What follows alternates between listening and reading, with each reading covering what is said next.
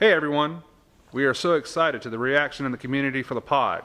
I need to take a moment of your time to tell you to please subscribe to the podcast on Apple Podcasts or hit the follow button on Spotify.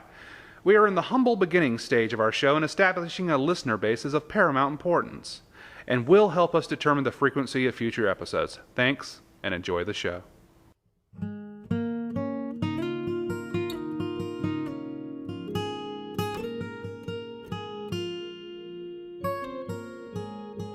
Hello and welcome to Neuse Little Podcast, an audio program discussing the almost 50-year history of Neuse Little Theater and the backstage antics and stories that come along with running a community theater in a small town.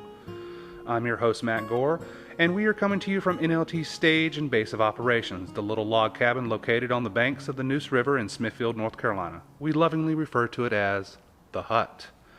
Our 46th season, along with virtually every other community theater season in our state, has been postponed due to the COVID-19 pandemic, and in the meantime, we thought we would provide you with some additional content.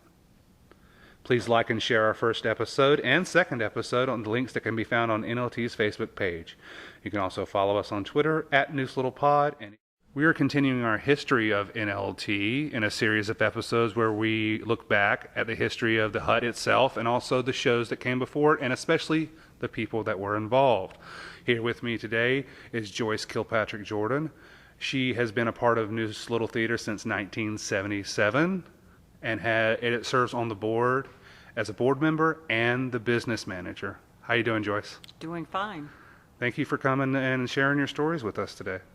No problem. So basically in the last episode with Darius and Teresa, we did talk about how the Hut itself started out as like a dance hall, and it was also the American Legion Hut. That was its official title in the town for a long time. And we got up to the point where we discussed even the first shows that were actually in at NLT. But I wanted to talk a little bit about the actual people that were involved back then. Some people that might not be with us anymore. So who was the first president of it, or who was the first president at NLT? The first president, and I'm pretty sure I'm correct about this, was Richard Thayer.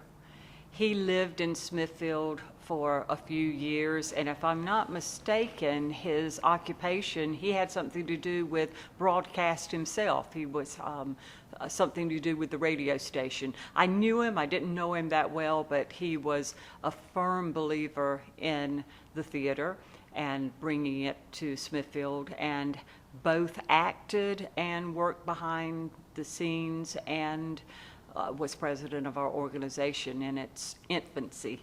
So he was a key figure early on. He was. Gotcha. Now, you said he was an actor and worked backstage and stuff like that. Do you remember any of the directors back then that might not be with us anymore? The directors that came in the early years were actually loaned to us from the community college. They always had artists in residence. And we had one director that was active back when Darius was, but I had already kind of left the scene by the time I got involved. And her name was Kathy Denabrio. Yes, she was mentioned on the last podcast. I do believe she was mentioned. If she was not mentioned on mic, she was definitely mentioned off mic because she's on my list and Right. Of people to talk about. So what was she? She was an artist in residence at the college, and she came in and directed some of the very first shows. And, you know, it's great to be able to have them because they were true directors. That was their livelihood.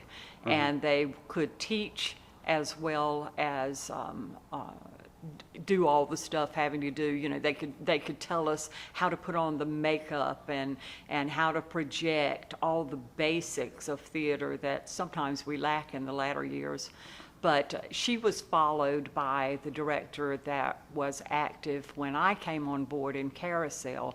His name was Clint McGowan, and he directed several of our shows and was the only show that I can remember him actually being in was A Streetcar Named Desire, and he played the Marlon Brando part. Oh, he played Stanley Kowalski? So he was Stanley, and he was also director. Wow. And was just excellent. Streetcar Named Desire is I am a Tennessee Williams fan. You and me both. Yes, we've been at a Tennessee Williams play. That's We will exactly discuss right. that later on. Yes, thank you for reminding me of that. And Streetcar Named Desire is one I'm like, whenever we talk about doing shows again, I'm like, why don't we do Streetcar? Why don't we do Streetcar? Yeah, You know? it was wonderful. Yeah. And he directed it and played as Stanley. Uh-huh. Yeah. Okay, just trying to put myself in that mindset for a second. But again, he was a really hard worker. He would spend hours preparing and knowing what he wanted to see from the actors. Mm-hmm. It was kind of a given for most of the people that he directed that at some point during the show he would make them cry. Really? Yeah. Are you talking about as a Oh no. under direction No. or in the play? Oh no, I'm talking about off Really? stage. So he was like he was kind of a hard-nosed director. He was very much a perfectionist. Uh-huh. And like I say, he directed Carousel, which was my first show. And I was the female lead in Carousel, which was quite a show to jump in theater. Right. We talked about Carousel in the last episode. That's the Yeah. one that keeps popping up. Please continue. And Clint, I would watch him night after night. He would come down hard on people, so one actor or another. I mean, it was a big cast in that show, but he would almost like he was picking on one particular person because he would write all the notes and that person would be singled out because that's who he had paid attention to during that rehearsal. So in a way, you're saying that his note giving process that like well, tonight we're going to fix your problems, Yeah. and tomorrow night it might be somebody else's. Exactly. And they were right. I mean, he didn't give them any bad advice, but as an actor, sitting there and getting all those notes, you're singled yeah. out, and everybody's looking at you, and you're thinking, "Oh no, I can't do a thing." But the weird thing was, he never singled me out. I think I was the only person in the show. I don't remember Darius crying, but I'm sure he was spoken to Right. kind of sharply every once in a while. But I always wanted him to sit me down and give me notes because I felt if anyone needed them, I did. I was Interesting. new. Why do you think he didn't do that? I don't know. I sure wasn't going to ask because if he chose not to, that was fine. But we wrapped up Carousel. That was your first show, That correct? was my first Okay. show on a Sunday afternoon matinee at the gymnasium there in Four Oaks. So it was theater in the round. We actually had, Darius might have mentioned this to you, because the music was beautiful. We had hired people from the North Carolina Symphony to come, and they played strings. And when they started with that Carousel waltz to begin with, it would just make you cry. It was so beautiful.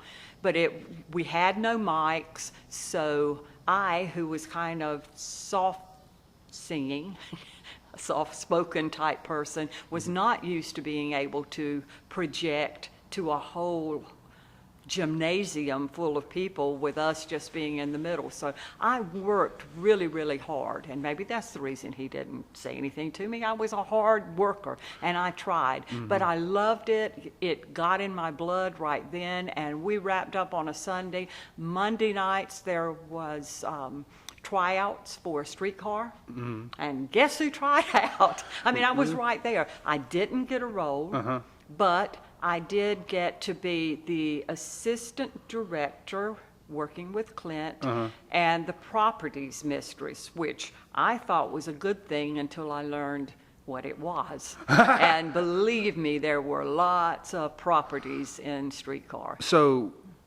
just to let me get this straight, the director of the Carousel went straight into Streetcar after that? Yes. Wow, and he also played Kowalski? Yes, Was he he in Carousel? No. Okay. No, he just directed it, and Gene Britt was the musical director. Interesting. Oh, wow.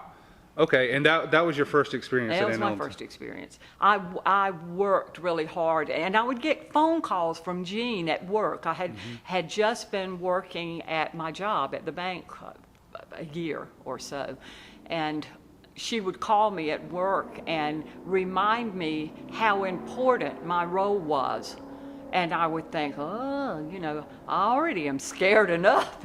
Please don't tell me that. So it wasn't a call of... In other words, that the show could be a success or a failure based on my performance. I mean, that's the way it sounded to me.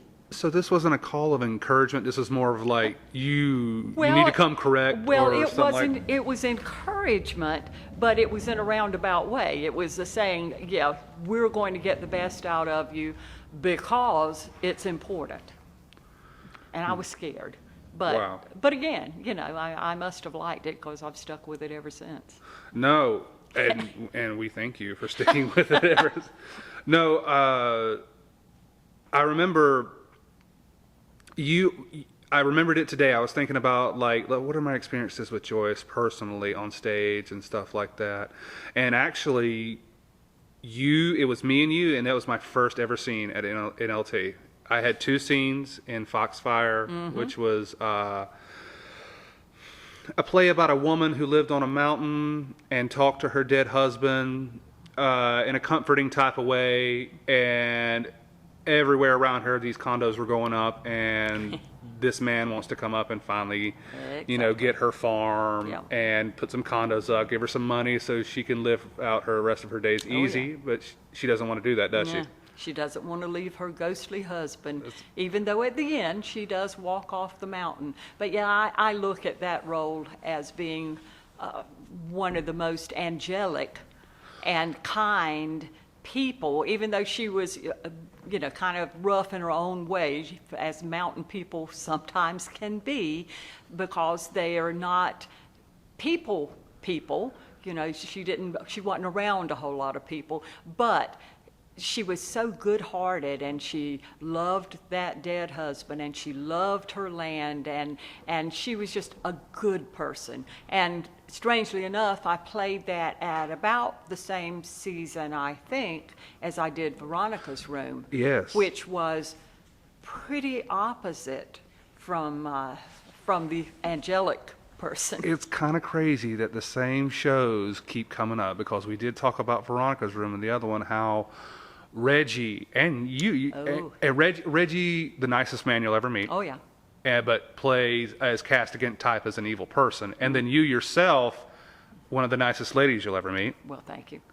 Cast against type as an evil person. And so much fun. Oh, yeah. Isn't it fun playing the villains? Oh, God, I love playing the villains. That's the only time I've been able to kill someone on stage, and I did it every night and just relished it. I love playing the villains. I love it because you can just relish the moment and stuff like that. But back to Foxfire, because I don't want to digress, because Foxfire was important for me because it introduced me to NLT. I'm back there going, I remember Sammy Smith, who played your dead husband in that, right, and who gave me great advice. I remember his advice to me was like, know your lines and make sure your zipper's zipped. And that's 2 good pieces of information. Those are key bits of information when you're appearing on stage. But I also remember, and I'm glad you brought that when you said angelic in your performance, because I'm glad you talked about that, because if you read the script, it's a beautiful story. It's a beautiful script. It is. It's a great show. Yeah, and I'm not sure why it's not done more, but for this stage, it was absolutely perfect. Hume Cronin, and I'm forgetting the other... Jessica Tandy. Yeah, Jessica Tandy. They did the movie, and Hume Cronin wrote the script, but I want to say Susan Cooper, because that's in my mind for some reason. Wrote the script, but you said angelic, and if you're reading a script, it would be so easy to play this character as angelic, right, but you bring a much-needed grounded humanity. Did you and Tony talk about that? Oh, yeah. Certainly we did. Tony has directed me in a couple of shows that I've played really beloved type characters. The other was To Kill a Mockingbird. Who'd you play in that? I played the neighbor who is actually the narrator of the show. And in our version of it, she was perceived as Scout grown up. Interesting. So it was, I got to tell the story, and the story's so beautiful anyway, and got to be on stage an awful lot, because I was the neighbor. Did you channel Harper Lee herself in that? No, I didn't. Okay. As much as I like her, I think she's a little bit withdrawn from what I played it. But in both of those shows, because both of them, just reading the words was so beautiful. You know, the speeches that were made, and I read them to say that I should walk on stage and kind of pontificate. You know, I was going to say it, and it was going to be beautiful, and everybody was going to go, I like that. And Tony, he would speed me up so that I couldn't take those pregnant pauses when I wanted to and make it like you know, I was an orator of some like some a sweeping type. drama type of thing. Like keep it real, keep it grounded. Yeah, and I remember in Foxfire, he did a thing that made me go over and over closing a door. It was, you know, it was one of those simple things. And if I recall right, I think I kind of went through some of the same door closing stuff, playing Miss Maudie and To Kill a Mockingbird. And it was the fact that you don't open the door like I would typically do and walk through and close it so it doesn't slam. You know, I would physically turn around and shut the door. But he wanted, in both cases, come through the door, keep on walking, let it slam, let it shut, and that kind of propels you onto the stage and into your character. Fascinating. I know.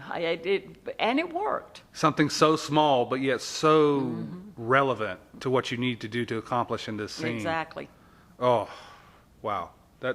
That's interesting. All right. Now, in Foxfire, I remember there was this pig's head involved. Well, you were making something with the pig's head, correct? Your character was making something with the pig's head. And it's kind of like an intimidation tactic, I think. Her own version of an intimidation tactic, because this man is just coming up her front step trying to kick her off the land that she's lived on for 50 years, maybe more. And I legit thought it was real. For about 2 rehearsals, I was like, wow, that's a real pig's head. I was like, how are they gonna keep that, you know? Well, I do remember that very well because it was very realistic looking. I mean, it was huge. I carried it out on the very first scene. I was carrying a wash pot in my arms and walking out and down the steps with it to lay it on a table. And when I brought it out, it was covered with like a dish towel or something like that.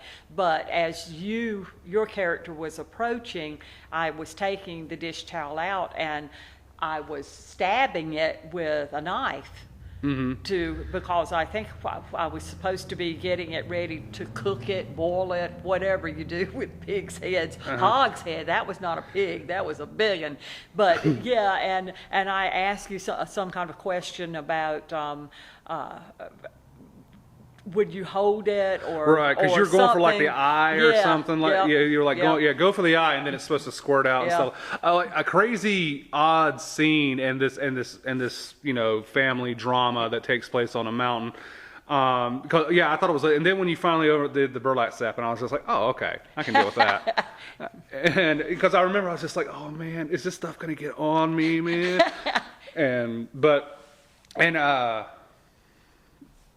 So piggybacking on that, I remember there was also a lot of things in that play about like old school remedies and stuff like that. What was it about the axe? The axe, you're in the play, Kate Donovan played the younger version of you. Something about putting an axe under the bed when someone was giving birth, was that it? Yeah, to cut the pain. Yeah. To cut the pain. Yeah. Which actually, you know, sounds reasonable. I know. Well, I remember because my grandmother, she liked the play a lot. Right. She's no longer with us, but she grew up. She was born in 1945, but she also was born in a very rural part of North Carolina. Right. And I remember her telling me that she did not like that part at all. But I didn't figure out till later that it wasn't necessarily because of the content. It was because that, she's seen stuff like that. Right. She sees stuff. Right. She gave birth to twins, and they gave her a metal rod to bite down on, and she lost all of her upper teeth. Wow. And so she's been privy to like doctors that maybe weren't on the up and up and did weird. She would have been happy to have the axe under the bed. Yeah. Give me that axe. Give me that axe. And I remember, I was like, I don't know. Oh, sorry, you didn't like that part, but it didn't come till later about, Right. she's seen that up close. Yep. And just really hard living, home remedy type of stuff. So earlier we mentioned Suddenly Last Summer. Yes. Now, to give Suddenly Last, this is my personal opinion, take it for what it's worth, but I do think it's one of the best shows that wasn't greatly attended at NLT, but that show was great. And to give it its full due, I need to briefly tell you the synopsis of this story because it is wild. So Suddenly Last Summer is one of Tennessee Williams' lesser known plays. It was actually a one act at one time. It got turned into a movie with Elizabeth Taylor, but it's nothing like the play itself. It starts out with a older woman. Now, please jump in if I get any details wrong, because it has been Ms. Venable. Yes, Miss Venable. Miss Venable is trying to convince her doctor friend who is in financial straits. He needs money for whatever reason. And she's trying to convince him to give her daughter-in-law a lobotomy. Now, why? Because the daughter-in-law had actually seen her son, who never appears in the play, but we talk about him all the time. Yes, a common Tennessee Williams trope about a character that does not appear but yet dominates the play. Exactly. Glass Menagerie, first half of Suddenly Last Summer. Or no, first half of Cat on a Hot Tin Roof, excuse me. All of that. But she had witnessed him as he was being killed. And the story was so gruesome. I mean, when you think about birds coming down and pecking somebody to death, and the circumstances under which he died, which kind of spoke to his homosexuality. No, well, and, it went further. Her it's pretty explicit. Her monologue really lays it out. No, she keeps telling the story, and the mother of the son doesn't believe it because it's so outlandish, and she lays it all out in a 30-minute, and I mean 30-minute monologue at the very end of the play, where he was on a Caribbean island. He was kind of like a big shot, the guy in the white suit with all the money and the cane, and he was befriending these boys that were starving and doing a little bit more than befriending. And these boys kind of ganged up on him and literally ate him. They ate him like zombies, and that's the story that the mother-in-law can't deal with. Well, and you can kind of understand that, but even so, it was, in my opinion, playing the role that I think the mother did believe it. Of course, she knew. She knew that something was wrong, desperately wrong with Sebastian, but she was so intent on no one finding out what it was that she had to get rid of the daughter-in-law, and the only way she could think of doing that without outright killing her was to have her locked up and fixed so Silenced, that she wasn't so that she couldn't tell the story anymore. So it was pretty explicit. And some of the first monologues that I had when I walked out, and I was talking about the seagulls that were circling and all that kind of stuff. It would give you the chills, no doubt about it. I remember Ken Mitchell Jr. directed that. Yes. And that's the only one I've worked on with Ken. And believe it or not, I do remember this. He told me he wanted to work with the main actors first, and said, "Don't worry about showing up for the first 2 weeks," because I was a supporting role, and really an inconsequential supporting role. No, there wasn't. He represented greed, I guess. He represented greed and avarice and that type of thing. Yeah. But it was a small cast, so everybody was important. Right. But Ken laid out that he wanted to work with the main actors first, so I didn't show up for the first 2 weeks, because I remember Evelyn, who played brilliantly, the brilliant Evelyn, at the time Evelyn Martin, but I believe she's Evelyn Perlman now.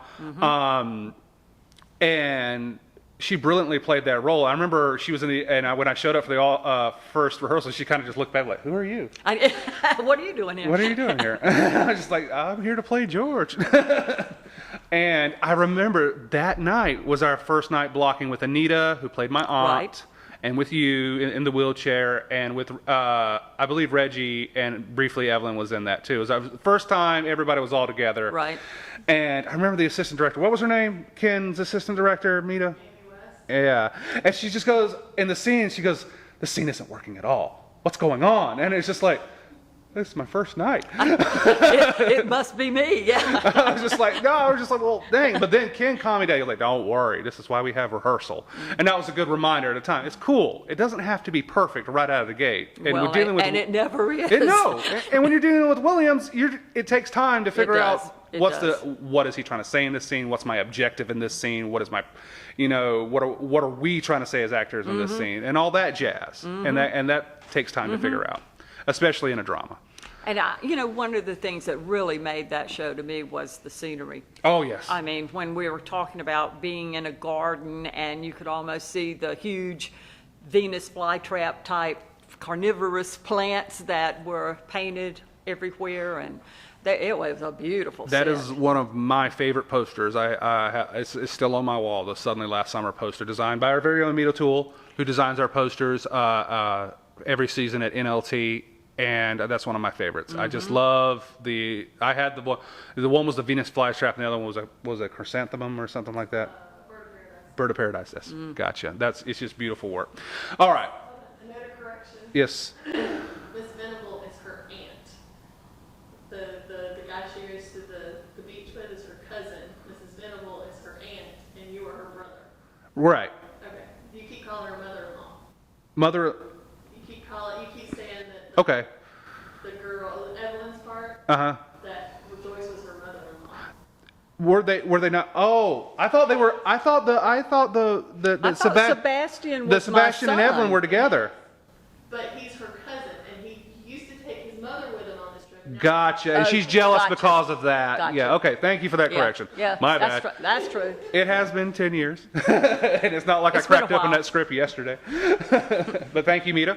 I just didn't want anybody to deem you on that piece of information. Yeah.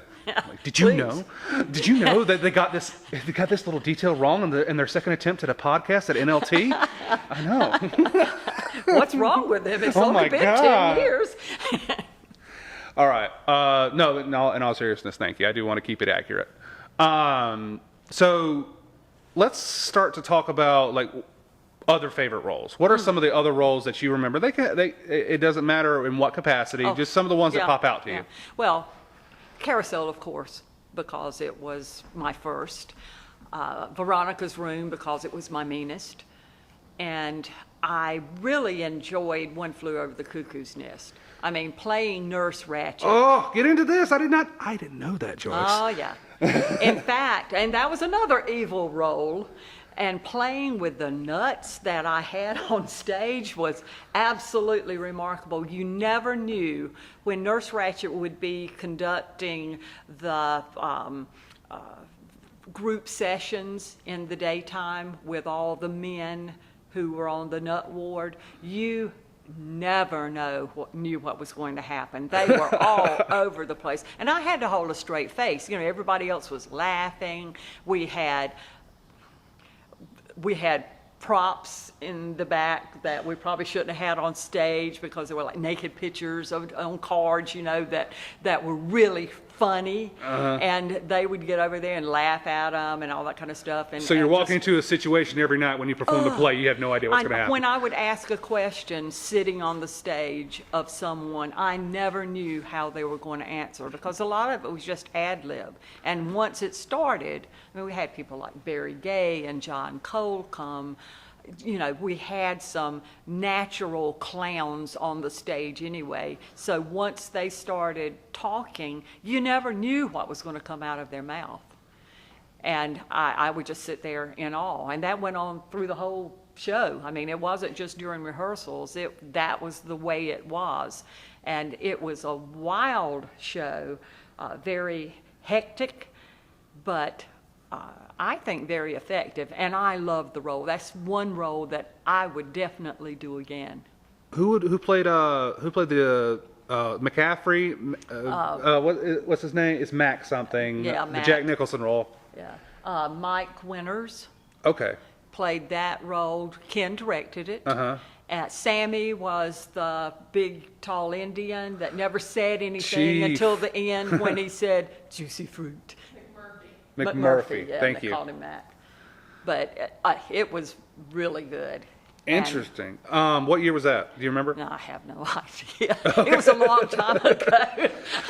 It was before my time, but not. I think it was like the 90s or something like that. I'm sure it probably was. 99 maybe. Okay. I stage managed that one. Mm-hmm. Like, it was one of my early stage managements. What was it like wrangling all these people? There was no wrangling. No, I learned a lot from stage managing that one. I now know what not to let people do backstage. Yes. That, Yeah. Why don't you tell Amita about one of our actors who was new to us and played a minor role. He was an orderly. I'm going to make room for Mito right here. Because she can probably tell it better from being off stage than I could tell it from being on stage, since I didn't really know what was going on. This is a thing in all podcasts. Eventually, the producer does become a part of the show. This is a common theme in podcasts. I was trying to be discreet about it. No, let's see. We had a new fellow. We scared him because we told him we had a ghost in the building.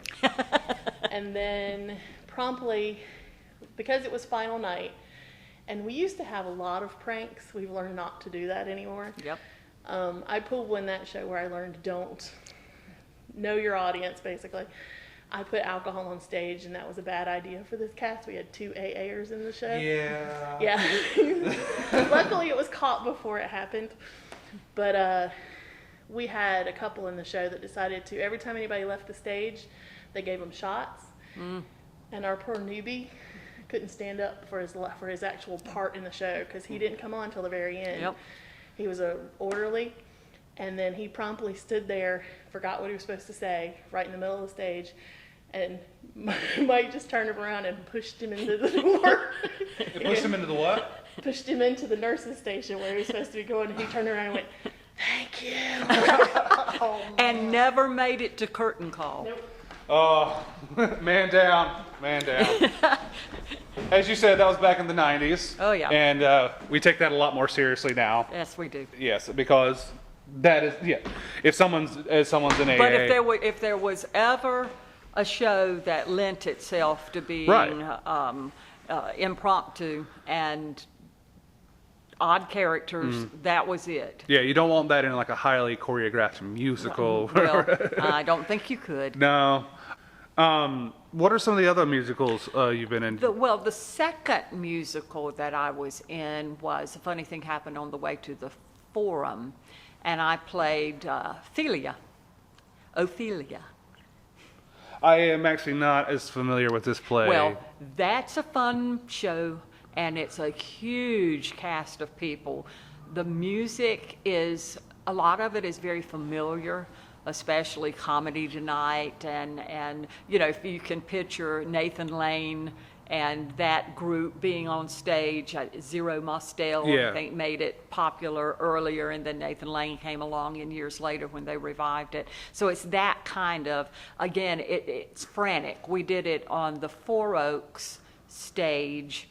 The building, I guess it was a high school building, has burned since then, so it's no longer there. But it was they had a large stage, and it was big enough to accompany a lot of people, and literally you ran around all the time. You know, the whole thing was just kind of based on going from one house to the next house to the next house, and all of the characters had strange Greek names. So, you know, it was a lot of fun to do. And again, that would be a great one if we wanted to do at the college or someplace, because it is big, involves a lot of people, all ages. That was fun. It's basically like a Greek farce. Very much a farce. Yes, ma'am. Yes, ma'am. Now, all right, let's switch gears a little bit. Okay. What's one that you read most of the scripts that come through NLT to be considered? I try to. Right. That is a tall order. Yes. But if someone submits a script to Yeah. say, hey, I think this would be good, you try to read it. Yeah. You and Anita, I think, and Mita. Well, I'll have to admit that Anita and I have very similar taste. I mean, most of the time, every once in a while we'll disagree and discuss something, but most of the time we kind of like the same things or see the same values in the scripts. So if she has read the scripts, and she usually gets them first, and then she drops them off on the fern on my front porch in a plastic bag, and sometimes there'll be 4 or 5 of them at a time, and she'll usually put a little Post-it note on there, you know, with a thumbs up or a thumbs down or something like that. And I, most of the time, will take her advice. If she gives it a thumbs up, I will dive right in and read it. If she gives it a thumbs down, I still might read it or scan it, but I certainly don't read every word unless I find something in it that she has missed. We would be remiss if we didn't mention who we're referring to right now, and that's Anita Litterman, another board member, a voracious reader of the plays that come through as we were talking about, but also one of the nicest people I've ever met, and quietly maybe one of the most talented people that works at NLT, because she does all the set painting, and her and Bridget Reed, and they do all the set painting, and sometimes and to some degree a lot of the set design, I would say. I mean, you know, the director will say what they're trying to accomplish and give some ideas, but Anita knows the space so well that she can kind of tell what works and what doesn't work. I owe a lot of my first directorial effort, and every directorial effort since then, but especially on the first one, because it was I was new, I wanted to make a good impression, but I didn't know that much about set design. Well, most people don't. But I remember I was like, Anita, I was just like, I need you to jazz up something for me here. This is supposed to be a mansion in the middle of the woods, old money, oak and mahogany. And she goes like, say no more, man, I got this. And she turned out this amazing looking set where people would go up, they weren't supposed to, but they did. At intermission, they would go up and touch it to see if the actual mahogany was actually paneled wood, but it was painting. And so I owe a big debt of gratitude to her for making me look really good on that. That I owe a lot to her on that, because every time I'm thinking about a set, I'm like, all right, what would Anita do here? What would Anita do here? Because I know she's so talented, it's going to look good. Oh yeah. You know. And you can't forget also that she was a choreographer for a lot of our shows. I didn't know that. She's an excellent dancer. Interesting. Has studied dance for years and years and has kept it up, you know, in some bits or pieces down through the years. But yeah, she has choreographed several of our plays, or if it's not a musical but still needs some movement choreography, she would step in. Going back to what we were talking about originally with the plays, what's one that you think that we haven't done or haven't done in a long time that would be that you think that we should do eventually? Well, some of the big musicals, something like Gypsy or My Fair Lady, some of the plays, A Lion in Winter, A Man for All Seasons. I'd love to do A Lion in Winter. Yeah, I mean, you know, there's some things that we talk about, but for one reason or another, whether it's because we don't have the space or that we know it's a period piece and costuming or set design would be expensive, so we'll talk about it and everybody likes the idea, but it just isn't feasible, and I just wish it would be. I would love to see us do something like A Man for All Seasons. I love the storyline. I love, you know, the strong characterizations, the teaching of history, the whole thing. Oh, I selfishly would love to do A Man for All Seasons because I think I'd make a pretty good Henry VIII. I'm just saying. I'm a big dude with the red hair and I got strong calves. Come on, Henry VIII. Anybody? Come on. The problem is there's just not a whole lot of great plays with Henry VIII in them. No. Even Shakespeare's Henry VIII is kind of his lesser works. But then again, you would be playing someone who was a little bit despicable. Didn't we just talk about how great it is to play the villains, Joyce? I have seen A Man for All Seasons recently. I love Robert Shaw's performance as Henry VIII in that. And who is the main guy? My history teacher's going to kill me. Thomas, he has this... Yeah, him. Thomas Walcott Worthy. Oh, he has one of the greatest lines I've ever seen in cinema. And I mean this because I had seen this scene when I was a kid, but I didn't pay attention to the movie because we had seen it in school. And it was the scene at the end where someone had betrayed Thomas, and he was on trial for his life. And he looks. Thomas More. Yeah. Yes, Thomas More was on trial for his life. He's fighting for his life, and he looks down at his betrayer and goes, I'm paraphrasing. He's like, whales, huh? You betrayed all of mankind and your soul for whales? And I remember that delivery is so great. So yes, I would like to do a Man for All Seasons eventually. And you know, if you're talking about plays that we have done that were really hits with the audiences, you can't leave out 1940s Radio Hour. We talked about this one. We've done it, 3 times, and that's one of the few. They did a little bit in Mamma Mia that the audience could sing along, but literally the audience knew all of the words of the songs that we sang in that because it was from their era. You say you've done it 3 times before? Mm-hmm. I think that's the most, right? Out of any show ever? I think the only other one is, what's the one? The one where the guy dies. Oh yeah, the comedy. Dearly Departed, Yeah, yes. that's I should it. know that one. I don't know why I didn't. Which that was funny too, and the audience loved it. I mean, you know, every once in a while you just got to step back and say, well, it might not be the most artistic thing in the world, but the audience loves it, and we want to please the audience. I think most, and us definitely included, there's limitations in other theaters, but there's a good balance, you know, where it's kind of like a one, when you're talking about the audience and the theater, like one for you, one for me. You know, I'm going to Exactly. Yeah, and because you want to take a chance on something that you might not have heard. Yep. And yeah, but at the same time, you want to know where your bread is buttered. And that's the reason I think it's very important that we read all of those scripts, because it might not look like it, or it might not even feel like it to us when we're doing it, but we're trying to put together a season.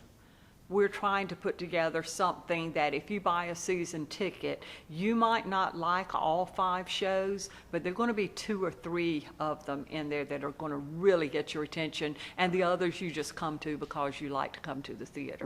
Right, yes. And that's intentional. Even when I write all the grant request, and when I'm filling out and talking about the theater, I talk about that we try to put together 5 diverse shows. We don't do a season that has one ha comedy after the other, or one musical after the other.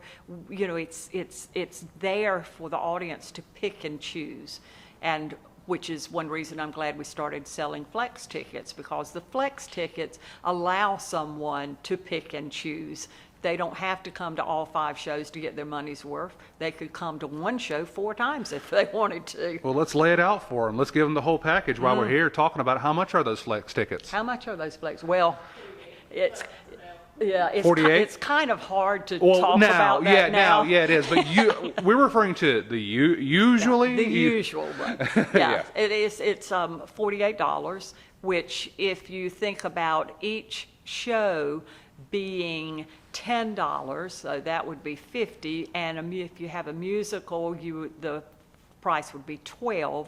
So you're saving. You're shortchanging us, Joyce. It's 15 and 17. Oh, excuse me. 15 and 17. Oh, 13 and 15.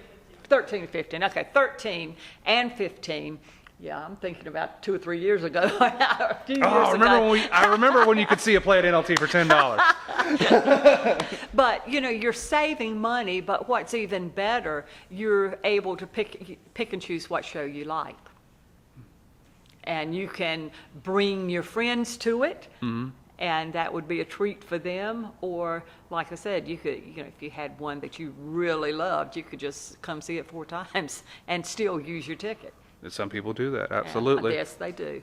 But, you know, and that's the reason we do try to put at least one show in each season that we think is a crowd pleaser, whether it's something that's familiar, an old classic, or whether it's, our group loves comedy. So if you can get a slapsticky type comedy, that's going to placate a lot of people.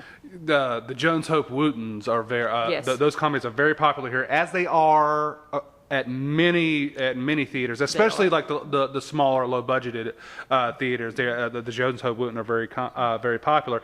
And while I think it's important that we please our audience, I also think it's important that we not just do those. Exactly, and that's well, even that group of plays, they're good ones and bad ones. Yeah. I mean, we've done a couple of them that have not been that funny to me. They just, they were just not well written. They churn them out pretty fast. They churn out a script a year. And now, Dearly Departed was funny. Right. There's, no doubt about And, it. But some of the other ones.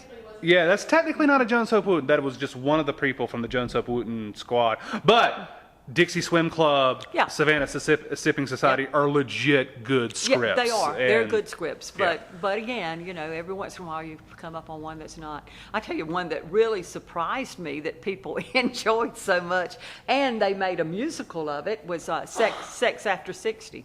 Yeah, Sex Please We're 60. Oh, yeah. I assistant directed that with and the lovely Mita Toole directed that. Yeah. That was a bit. It was fun. Yeah. And the audience loved it. Right.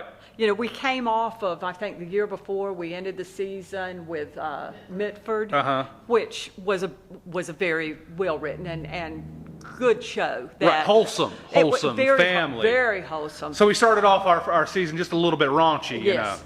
Palate cleanser. But people loved Mitford, and they turned out in droves to see it. Then we turned around and did something completely different. Yeah. Sex Please We're 60, and they still showed up. The same and I ones. love that. I have suggested Sex Please We're 60 to other groups because I'm like, this is low budget and it's going to be a crowd pleaser, and they're like, we can't do this because of the title. It's like that's just like a no-go for us. And I'm just like, what? That kind of worried us too, but Yeah. You print money with Sex Please. That is, I'm just like, you're leaving money on the table just because you don't like the word sex in the title. And it's just like, you need to trust your audience a little bit more. Oh, yeah. I mean, I can think about some of the scenes right now with the men going through menopause that it just, it was funny. It's basically about two men, and they get a hold of these pills that make them have like female-like menopausal symptoms, and the whole time the women, they think it's Viagra, or they think it's some type of sexual enhancement drug or something like that, and all these girls are also tricking them in the background. And yes, that's actually one of Joe's Hope Wootons that you would. It's not Joyce Hope Wooton. It's not. I'm sorry. It's a Michael Parker. Oh, I love Michael Parker because he also wrote The Amorous Ambassador. And Amorous Ambassador is one of my favorite shows I've ever appeared in. And like I said, they have made a musical out of it. I don't think I've read the musical. Okay, well, It's upstairs, don't worry. Maybe I'll read it sometime. But it was hilarious and so much fun to do. Now, as we said before, our 46th season is on hiatus, and because of COVID-19, now we're not going to get into COVID-19 here. You've heard enough about it. We are not a news podcast, I'm sure. But I wanted to talk a little bit about how it affects it, not just the people in the theater, the people itself, because I was never worried that NLT couldn't weather this storm. That was not a concern, but I was kind of concerned about the people there who kind of rely on that community spirit and stuff like that. You talk a little bit about that if you don't mind. Well, you're right. I mean, it affects everyone differently, but the uncertainty, I think, is the worst part of it. Here we were in the middle of a season waiting just to go on. I mean, we were a couple of 3 weeks out from our Never Too Late. The next show that was going to be produced. So, everything was kind of in the midst of happening. Set built, the whole works. And then all of a sudden you just find out that you've got to cancel. Yeah, no choice. No choice, and you've got to go home. And I think everybody, including me, thought it would be for a limited period of time, 6 weeks, 2 months at the very most, because every place else seemed like it was kind of running through and then stuff was leveling off. So, we didn't know. I mean, it was the unknown. And I am quite certain that we have a lot of actors that were going to be in the show that was canceled, and the director, everyone just wanted to, come on, let's get it going again, because we were so close that that it was going to break the momentum, right? And kind of have to start from scratch again. Yeah. We're right here, but the longer we wait, the more the train is out of our reach. And then just in a long-term type thing, I mean, it was, like I said, I write grants for the theater, and I'm getting calls from the people that I typically get grants from saying, okay, what's your next season going to look like? And I say, boy, your guess is as good as mine. I can tell you what we want to do, but is that possible? And when do you put the axe under the bed and cut the pain? When do you make a decision on what to do? So we're hoping that we've come up with kind of a good plan now to move forward, recognizing that it's probably still going to be a few months before we're able to be in here. And we are... our theater's on solid financial grounds. We've got very loyal patrons that help us out, so we're lucky. Yeah, very lucky. There's a lot lucky. of theaters who do not have very that. Lucky, and of course we're frugal, so we don't waste a whole lot of money. And it helps that we have our own building. That's right. I mean, there's a lot of pluses, so we're not worried about having to file bankruptcy or anything like that. But what's going to happen when we say we're going to do a show and only 40% of the people that typically come to see the show are, if they're still scared. Right. If they are scared to be around a crowd, they're not going to come back. And we don't want them to. But I guess what I would like to say is we want to assure people that we're not doing anything until it's safe for us and for them. So you can be assured of that. We're not going to put anybody's health at risk for a dollar or for our pleasure. No, absolutely not. The safety of our cast and crews and our audience is of paramount importance in any production we do, but especially now. Right. Especially now. But everybody. I mean, I'm the same way. I hesitate before I go to places that I haven't been to in a while. I want to make sure that they're following the rules and that they're cleaning and that they expect people to wear masks where they are, because if they don't, I don't go back. Yeah, and that's a consideration we have to have. And we should say that on this podcast, me and Joyce are in the same room, but we are 6 feet apart from each other. So we are maintaining our social distances. And yes, that safety is of paramount importance to Neuse Little Theater, and we're going to go back to having audiences when it's safe, and it will happen. It will happen. I know. Someday. Some days it feels like it, because for me personally, it's a huge part of my life. Yeah. And I know it's a huge part of your life too.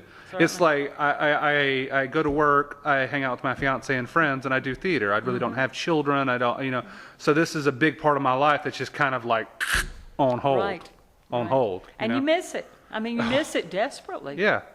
When you were talking about that moment in Carousel, about how you were in the round and all the string players were tuning up, and then that first blast hits you. There's no other feeling like it, is there? There is not a feeling. I mean, you just automatically tear up when you hear it. Yes.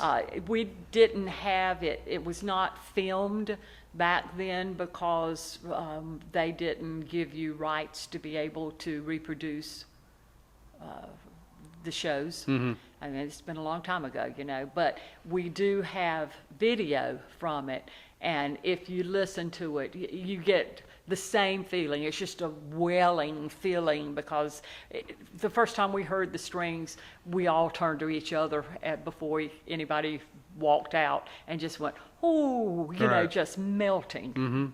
Because that's why you do it. Oh, yeah. That's why, because Sure, almost sure. everybody has like a day job or is retired or has some type of activity, but they do this on top of it because it means something, and they don't do it to get Yeah. paid. And, you know, and there was one other show that the music was so beautiful, Quilters.